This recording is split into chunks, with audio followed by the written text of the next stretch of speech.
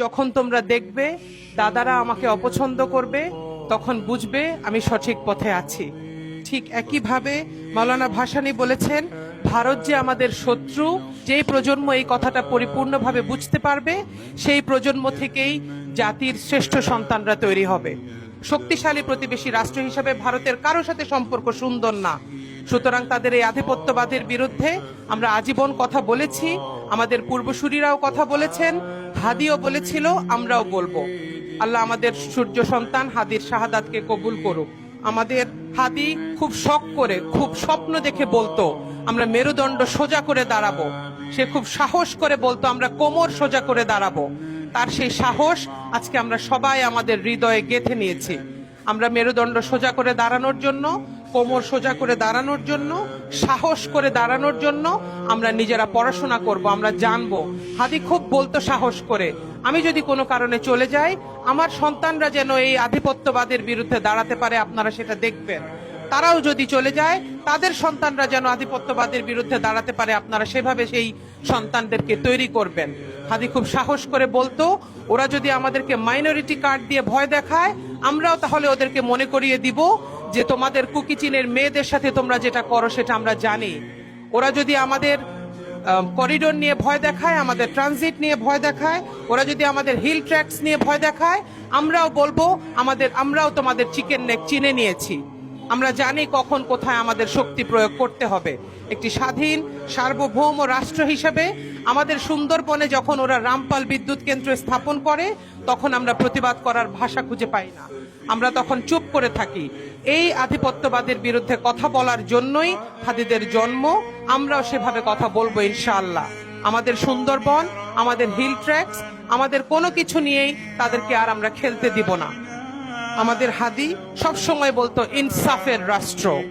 তার এই শব্দটা নিয়ে অনেক স্বপ্ন দেখেছি আমরা, তার এই আইডিয়াটা নিয়ে আমরা সব সময় ভেবেছি যে ইনশাআল্লাহ বাংলাদেশে খুব শীঘ্রই একটি ইনসাফের রাষ্ট্র প্রতিষ্ঠিত হবে, এবং সেই রাষ্ট্রের জন্য আমরা আপামর জনসাধারণ সেই দেশের জন্য, সেই ইনসাফ কায়েমের জন্য কাজ করব। হাদির অনুপস্থিতিতে আমি খুব জোরালো গলায় আমাদের সম্মিলিত নারী প্রয়াসের পক্ষ থেকে বলতে চাই, সেই ইনসাফের রাষ্ট্রের জন্য ইনশাআল্লাহ আমরা আজীবন কাজ করব।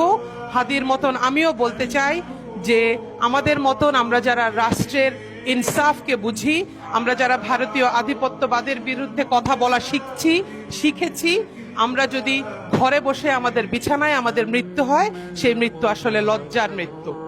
আমরা এই মৃত্যুকে ভয় পাই না।